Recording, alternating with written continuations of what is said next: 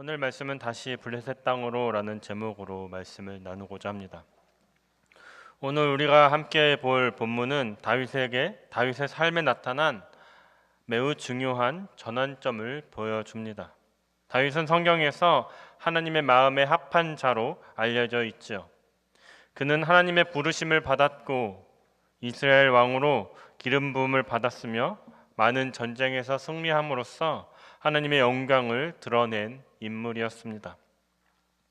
그러나 오늘 본문에 나오는 다윗은 우리가 기대하고 알고 있는 그러한 이상적인 신앙의 모습은 아닌 것을 우리는 볼 수 있습니다.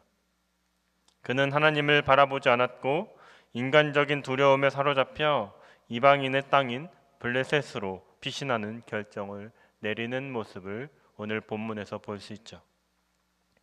특별히 우리는 고난주간을 지나가고 있습니다.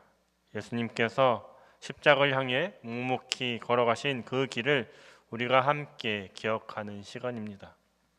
예수님은 배신과 외면, 조롱과 침묵 속에서도 끝까지 하나님의 뜻을 붙들고 걸어가셨습니다. 그러나 오늘 본문의 다윗은 고난을 피하고자 블레셋 땅으로 향하는 모습을 보입니다. 고난 앞에서의 이 두 인물의 대조적인 반응은 우리에게 깊은 신앙적 질문을 던지고 있습니다. 나 또한 신앙 안에서 고난을 마주했을 때 예수님처럼 하나님의 뜻을 붙들고 인내하며 걸어가고 있는가? 아니면 다윗처럼 고난을 피하고자 세상적인 방법을 선택하며 타협을 하고 있는가?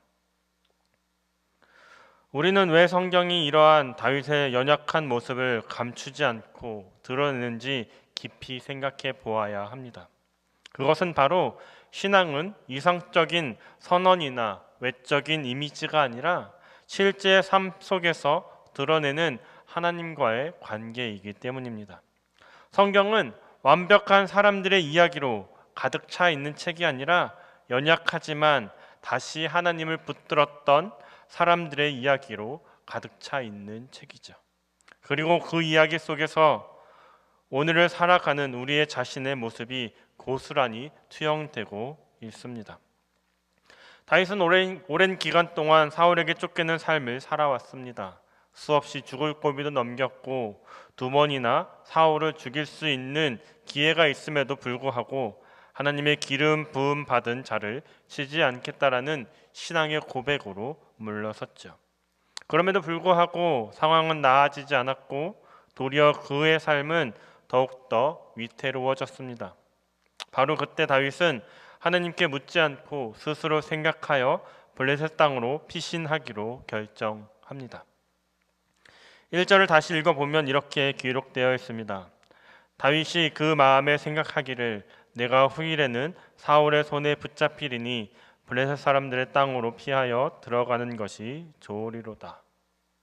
이 말씀은 다윗이 하나님의 도우심보다 사울의 칼날을 더 크게 느꼈다라는 그 사실을 보여줍니다. 과거에 하나님께서 여러 차례 구원하신 경험이 있음에도 불구하고 그는 지금 자신 앞에 닥친 그 현실에 믿음이 흔들리고 있는 것이죠. 결국 그는 하나님께 묻기보다 자신의 판단과 경험에 의지하여 블레셋 땅으로 향합니다. 여기서 우리는 우리의 신앙을 다시 돌아보게 되는 것이죠. 우리는 얼마나 자주 하나님을 아는 것과 의지하는 것을 구분하지 못하고 살아가고 있습니까? 평소에 하나님을 신뢰한다라고 고백하지만 위기의 순간마다 우리의 결정은 철저히 인간적이고 계산적인 것들로 채워질 때가 많이 있지 않습니까? 오늘 본문이 우리에게 질문을 던지고 있습니다. 당신은 지금 하나님을 알고 있습니까? 아니면 하나님을 의지하고 있습니까? 우리는 하나님에 대하여 많은 지식을 가지고 있죠. 주일학교, 성경 공부, 설교를 통하여서 하나님의 성품과 일하심에 대해서 배워왔습니다. 그러나 실제로 우리 삶이 위기에 처해 있을 때 우리는 그 지식대로 살고 있습니까? 하나님의 보호하심과 인도하심을 신뢰하며 담대히 행하고 있으십니까? 아니면 다윗처럼 인간적인 두려움에 사로잡혀 하나님께 묻지도 않고 스스로 길을 결정하고 있습니까? 오늘 본문은 바로 그 질문에 대한 다윗의 실패를 통해 우리를 돌아보게 합니다. 그러나 동시에 이 본문은 소망을 우리에게 주는 것이죠. 다윗은 실수했지만 그 실수를 통하여서 다시 하나님을 찾게 됩니다. 하나님은 다윗의 실패를 외면하지 않으시고 그가 다시 하나님께 묻는 자리로 나아갈 때 회복의 길을 여십니다. 우리도 마찬가지입니다. 오늘 우리는 이 말씀 앞에서 우리의 신앙을 점검받고 다시금 하나님 앞에 서야 합니다. 하나님을 아는 자로서, 하나님을 의지하는 자로서 살아가고 있는지, 아니면 말만 믿음이라 하면서 현실의 위기 앞에 세상의 방법을 따라 살고 있지 않은지 돌아보아야 하는 것이죠.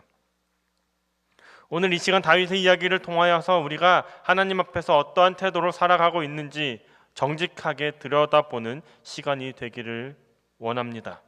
그리고 다시 하나님께 묻는 자리로 돌아가기를 결단하는 은혜가 있기를 간절히 소망합니다. 첫 번째로 신앙은 아는 것이 아니라 사는 것입니다. 신앙생활을 우리가 오래 하다 보면 우리 입에서는 자연스럽게 하나님에 대한 말들이 나오죠. 하나님은 선하십니다. 하나님은 사랑이십니다. 하나님은 우리의 도움이십니다라고 고백합니다. 그런데 중요한 질문이 있습니다. 나는 그 고백대로 살고 있는가? 나는 하나님을 아는 지식대로 그 아는 바를 실제 삶 속에서 살아내고 있는가? 야고보서 2장 19절은 충격적인 말씀을 우리에게 던져줍니다. 내가 하나님은 한 분이신 줄 믿느냐? 잘하는도다. 귀신들도 믿고 떠느니라. 귀신들도 하나님이 어떤 분이신지를 압니다. 그러나 그들은 하나님을 경외하지도 순종하지도 않습니다. 다시 말해 하나님을 아는 것과 하나님을 신뢰하며 사는 것은 전혀 차원이 다른 문제라는 것이죠. 다윗도 하나님을 아는 자였습니다. 하나님의 기름 부음 받은 자로서 하나님께 받은 사명이 있었고 수많은 경험 속에서 하나님의 도우심을 체험한 사람이었죠. 그리고 그는 골리앗 앞에서도 광야의 위기에서도 하나님이 나와 함께 하신다라는 믿음으로 담대히 행한 사람이었습니다. 그러나 오늘 본문 사무엘상 27장 1절에서 다윗의 고백은 이렇게 바뀌죠. 다윗이 그 마음에 생각하기를 내가 후일에는 사울의 손에 붙잡히리니. 후일에는 사울의 손에 붙잡히리니. 다윗은 지금 하나님의 도우심을 잊고 현실의 두려움에 휘둘려 자신의 계산과 자기 방법으로 길을 찾으려 합니다. 그리고 결론을 내리죠. 블레셋 사람들의 땅으로 피하여 들어가는 것이 좋으리로다. 여기서 우리는 신앙의 핵심을 다시 한번 붙잡게 됩니다. 신앙은 하나님을 아는 것에 머무는 것이 아니라 하나님을 아는 자로서 살아가는 것이더라고요. 다윗은 이전까지 사울을 2번이나 죽일 기회를 놓치면서 하나님을 경외했던 인물입니다. 하지만 지금은 하나님의 보호하심을 의심하며 이방 땅으로 피신하려고 하죠. 겉보기에는 다윗이 신중하고 현명한 판단을 한 것 같지만 그 안에는 하나님께 묻지 않은 자기중심적인 결정이 있습니다. 이것은 우리의 현실이기도 하죠. 우리는 위기의 순간마다 하나님께 묻기보다는 경험과 상황을 근거로 스스로 결론을 내리려고 합니다. 때로는 너무 힘들어서, 때로는 하나님이 침묵하시는 것처럼 느껴져서 우리는 하나님의 뜻을 기다리기보다 내 방식대로 살기 시작하죠. 믿음의 사람도 무너질 수 있습니다. 믿음의 사람도 두려움에 사로잡힐 수 있습니다. 그리고 그 두려움은 하나님의 도우심을 잊게 하고 신앙의 방향을 흐리게 합니다. 우리는 이것을 다윗의 모습을 통해 확인하게 되죠. 우리가 이 말씀 앞에서 깊이 성찰해야 할 것은 나는 지금 어디로 향하고 있는가입니다. 오늘 우리는 다윗처럼 현실의 문제와 위기 앞에서 하나님을 믿는다라고 하면서 실제 결정은 내 생각과 내 방식대로 하고 있는 것은 아닌지 다시 한번 돌아보아야 합니다. 진정한 신앙은 단순한 고백이나 말이 아니라 실제적인 삶의 방향이죠. 삶의 갈림길에서, 위기의 순간에서, 결정의 한복판에서 드러나는 것이 진짜 신앙입니다. 하나님을 안다라고 하면서도 하나님 없이 결정하고 행동한다라면 그것은 신앙이 아니라 형식일 뿐이겠죠. 우리는 입술로 하나님을 신뢰합니다라고 말하면서도 실제로 내 삶에서 내 판단을 더 신뢰합니다. 내 시간표와 내 계획을 더 따르고 하나님의 말씀보다 환경을 보고 결정합니다. 그렇게 우리의 신앙은 점점 더 지식으로만 남게 되고 삶에서 희미해지는 것이죠. 사랑하는 여러분, 신앙은 교리나 지식이 아닙니다. 신앙은 실제적인 순종이며 행동이며 실천입니다. 우리가 하나님을 안다면 그 아는 지식이 삶의 선택으로 이어져야 합니다. 믿는다면 믿는 사람답게 말하고 행동하고 결정해야 하는 것이죠. 다윗이 보여준 이 연약한 모습은 우리에게 깨달음을 줍니다. 나도 다윗처럼 흔들릴 수 있고 두려움 속에서 하나님을 잊고 살 수 있구나. 그래서 우리는 매일매일 우리의 신앙을 점검해야 합니다. 나는 오늘 하나님을 아는 자로 살고 있는가? 내가 선택하고 말하고 행동한 그 자리에서 하나님이 드러나고 있는가? 신앙은 단단한 교리적인 확신에 머물러서는 안 됩니다. 그 확신이 오늘 나의 삶을 이끌고 있는가? 내 말과 내 행동과 내 선택이 하나님을 신뢰하는 자의 모습인가? 이것이 바로 신앙의 본질입니다. 그리고 다윗은 결국 그 판단이 불신에 기초했다라는 것을 훗날 깨닫게 되지요. 그리고 다시 하나님을 붙들며 회복의 자리로 나아가게 됩니다. 우리도 마찬가지입니다. 지금 이 시간에도 우리는 다시금 점검해야 하죠. 내가 정말 하나님을 아는 자로 살고 있는지 아니면 단지 알고만 있는 성도에 머물러 있는지. 신앙은 살아가는 것입니다. 하나님의 말씀을 따라 살고 그분의 뜻에 따라 움직이고 상황이 아닌 하나님을 근거로 결정하는 삶, 이것이 바로 신앙입니다. 그리고 그 삶이 흔들릴 때마다 우리는 다시 그분 앞에 서서 주님, 제가 다시 믿음으로 살기 원합니다 라고 고백하며 나아가야 합니다. 신앙은 사는 것이며 매일매일 새롭게 결단하는 것이기 때문입니다. 다윗도 흔들렸지만 다시금 회복했습니다. 우리도 지금 이 자리에서 아는 신앙을 넘어 사는 신앙으로 나아가야 할 때입니다. 두 번째로는 믿음 없이 선택한 길은 거짓과 위선을 낳는다라는 것입니다. 신앙은 본질적으로 하나님을 따르는 삶이죠.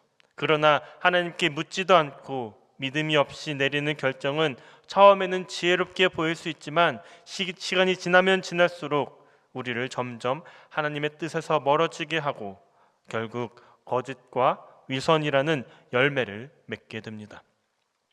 다윗의 블레셋 피시는 바로 그러한 결정이 낳은 결과이죠. 오늘 본문 사무엘상 27장을 보면 다윗은 사울에게 쫓기는 삶에 지쳐 블레셋 사람들의 땅으로 피하는 것으로 결정을 내립니다. 그는 사울에게 잡혀 죽을까 두려워 하나님의 보호보다 자신의 판단을 우선하죠. 문제는 이 결정이 하나님께 묻지 않은 결정이었다라는 점입니다. 다윗은 가드왕 아기스에게 가서 망명을 요청하고 아기스는 다윗에게 시글락이라는 성읍을 줍니다. 그곳에서 다윗은 약 1년 4개월 동안 머물며 비교적 평안한 시간을 보냈는 듯합니다. 외형적으로는 아무 문제가 없는 것처럼 보입니다. 사울도 더 이상 그를 쫓지 않고 다윗은 백성과 함께 안정을 누리는 것처럼 보입니다. 하지만 문제는 내면에 있었던 것이죠. 다윗은 안정된 삶을 얻었지만 그 땅에서 하나님의 뜻을 구하지 않고 인간적인 생존 전략에 따라 살게 됩니다. 그 결과로 다윗은 거짓과 위선의 삶을 살게 됩니다. 본문 8절부터 보면 다윗은 구스 사람, 기루스 사람, 아멜렉 사람과 같은 이방 족속들을 공격하죠. 이들은 이스라엘의 원수였기에 다윗이 그들을 공격한 것은 군사적으로 의미가 있는 일이었습니다. 하지만 그는 이 일의 진짜 목적을 숨기고 아기스에게 전혀 다른 보고를 이야기합니다. 10절에 보면 다윗은 아기스에게 유다 네겝을 쳤다라고 거짓말을 하게 되죠. 왜 이런 거짓말을 다윗은 했을까요? 아기스가 다윗을 완전히 신뢰하게 만들기 위해서입니다. 실제로 12절에 보면 아기스는 다윗이 자기 백성 이스라엘에게 심히 미움을 받게 되었다라고 아기스는 믿게 됩니다. 이는 다윗의 전략이 통했음을 보여주죠. 그러나 이 전략은 신앙의 결실이 아니라 거짓의 결과였던 것이죠. 다윗은 자신의 행동을 숨기기 위해 더 큰 범죄를 저지르게 됩니다. 공격한 지역의 남녀노소를 모두 다 죽이게 되죠. 이는 아기스가 진실을 알지 못하게 하기 위해서였습니다. 자신이 실제로 한 일이 알려지면 곤란해질 것을 알았기 때문에 다윗은 무고한 생명을 죽이면서까지 자신의 거짓을 유지하고자 했었던 것이죠. 믿음이 없이 내린 결정은 점점 더 큰 거짓을 낳게 됩니다. 처음엔 단순한 판단일 수 있겠지만 그것이 지속될수록 양심이 무너지고 결국 스스로 감당할 수 없는 위선의 삶을 빠지게 되죠. 사랑하는 성도 여러분, 우리도 지금 이러한 모습으로 살아가고 있지는 않습니까? 신앙의 사람이라고 하면서 직장이나 가정, 인간관계 속에서 불편한 진실은 감추고 내 자리를 지키기 위해 작은 거짓들을 덧붙이고 있지 않습니까? 다윗처럼 처음에는 나를 지키기 위한 선택이었지만 그것이 하나님을 신뢰하지 않는 선택이었다면 반드시 그 끝에는 위선과 갈등이 자리 잡게 됩니다. 다윗이 하나님의 뜻을 묻지 않았을 때 그는 점점 더 하나님께로부터 멀어졌습니다. 입으로는 여전히 하나님의 이름을 기억하고 있었지만 그의 결정은 점점 세상의 방식, 인간적인 방법에 의존하고 있었던 것이죠. 우리도 마찬가지입니다. 교회에서는 하나님을 말하고 기도하고 찬양하지만 정작 삶의 결정 앞에서 기도하지도 않고 묻지 않고 스스로 판단하고 행동할 때가 얼마나 많이 있습니까? 그렇게 살아가면 어느 순간 우리는 신앙인처럼 보이지만 신앙인답지 않은 삶을 살아가게 되는 것이죠. 믿음 없이 선택한 길은 우리를 외형적으로는 성공하게 할 수 있을지는 모르지만 내면에서는 반드시 무너짐을 경험하게 됩니다. 오히려 거짓으로 가리고 위선으로 꾸며야만 유지되는 불안한 삶으로 전락해버리고 만다라는 것입니다. 그러므로 우리는 반드시 선택의 순간마다 하나님께 물어야 합니다. 작은 결정이라도 두려움과 계산이 앞서는 상황일수록 더욱 하나님께 엎드려야 하죠. 믿음의 선택은 항상 정직함과 담대함을 낳고 불신의 선택은 항상 위장과 거짓을 낳는다라는 사실을 잊지 마시기 바랍니다. 다윗은 나중에 이 모든 사실을 깨닫고 회개하죠. 그리고 다시금 하나님께 묻는 사람으로 돌아옵니다. 이 말씀은 우리에게 경고이자 소망인 것입니다. 지금 내가 걷고 있는 이 길이 믿음에서 출발한 것인지 아니면 불안과 인간적인 계산에서 비롯된 것인지 우리는 돌아볼 수 있어야 하는 것이죠. 그렇지 않으면 우리는 알게 모르게 거짓과 위선 속에서 자신을 속이며 살아가게 될 것입니다. 하나님은 우리가 위선의 길을 계속 걷는 것을 원하시지 않습니다. 진실하고 정직한 믿음의 길로 다시금 돌아오기를 원하시죠. 지금이라도 늦지 않았습니다. 믿음 없는 선택을 멈추고 하나님을 의지하며 다시금 올바른 방향으로 선택하시기 바랍니다. 세 번째로는 하나님은 다시 묻게 하시는 분이라는 것이죠. 하나님께 묻지 않고 자신의 판단에 따라 결정한 다윗의 삶은 불안정하게 보였습니다. 시글락이라는 성읍을 얻어 그곳에 거하며 더 이상 사울에게 쫓기지도 않고 자신의 사람들과 함께 편안한 시간을 보냈는 듯 했습니다. 하지만 겉으로 보이는 평안 속에서는 하나님과의 단절, 신앙의 침묵이 자리 잡고 있었다라는 것입니다. 하나님을 찾지 않고 묻지 않고 살아가는 삶은 언젠가 반드시 한계에 부딪힙니다. 사무엘상 30장을 보면 결국 다윗이 머물고 있었던 시글락이 아멜렉 사람들의 침략을 받게 되죠. 다윗과 그 부하들이 전쟁에서 돌아왔을 때 성읍은 불타 있었고 아내들과 자녀들을 비롯한 모든 가족들이 포로로 끌려간 상태였습니다. 백성들은 큰 충격과 슬픔에 빠져 울부짖으며 심지어 다윗을 돌로 치려고까지 합니다. 이제 다윗은 인간적으로 의지하던 모든 것이 무너진 상황에 놓여 있는 것이죠. 자신이 이끌던 부하들마저도 등을 돌릴 위기 가운데 그는 더 이상 인간적인 계산이나 전략적으로 해결할 수 없는 처지에 이르게 된 것이죠. 바로 그 자리에서 다윗은 비로소 다시금 하나님을 찾습니다. 사무엘상 30장 6절은 이렇게 이야기합니다.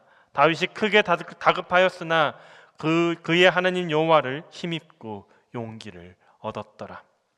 이 말씀은 단순히 다윗이 용기를 회복했다라는 것이 아니라 그가 하나님과의 관계를 회복하는 결정적인 전환점이 되었음을 보여주고 있는 것이죠. 오랫동안 잊고 있었던 하나님의 임재 앞에 다윗은 다시 서게 된 것입니다. 다윗은 이후 제사장 아비아들을 통하여서 하나님께 다시금 묻습니다.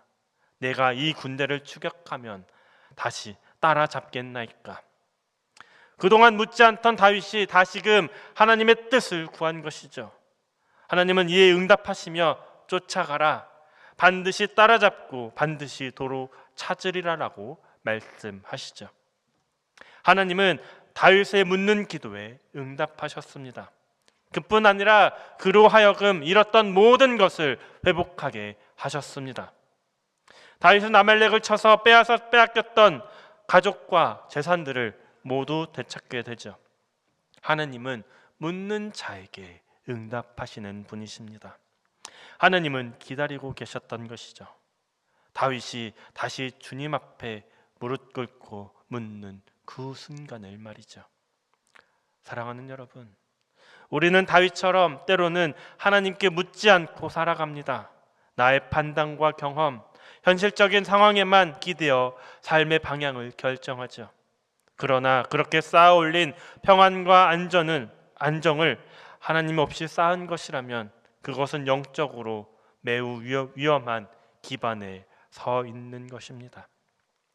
하나님은 우리를 책망하고 징계하기 위해서 이러한 고난을 주시는 것은 아닙니다. 오히려 다시금 하나님께 묻도록, 다시금 하나님을 찾도록, 다시금 하나님 앞에 나오도록 이끄시는 은혜의 손길이라는 것입니다. 다윗이 위기의 순간에 다시 하나님께 묻듯이 우리도 어려움 앞에서 하나님을 찾는 자로 서야 합니다. 우리의 실패와 무너짐, 예상치 못한 고난 속에서도 하나님은 우리에게 물으십니다. 이제 나에게 다시 묻겠느냐? 너는 아직도 내 계획이 옳다라고 여기느냐? 하나님은 우리의 실패를 통하여서 우리를 정죄하시기보다 그 자리를 통하여서 더 깊이 그분을 의지하도록 훈련시키시는 분이십니다.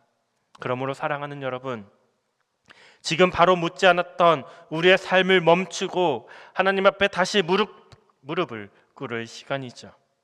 하나님은 여전히 묻는 자를 기다리고 계시는 분이십니다. 여전히 말씀하시는 분이시고 여전히 우리에게 응답하시는 분이십니다. 우리의 계산보다 하나님의 뜻이 옳다라는 것을 믿고 다시 하나님의 음성에 귀 기울이시는 저와 여러분들이 되시기 바랍니다. 기도하지 않았던 지난 날들을 회개하시기 바랍니다. 스스로 결정하고 스스로 책임지려 했던 교만한 태도를 내려놓으시기 바랍니다. 그리고 오늘 이 시간부터 다시금 하나님께 묻는 삶으로 돌아가시기 바랍니다. 그러면 그러면 반드시 하나님은 응답하십니다. 회복시키십니다. 다시 일으키십니다.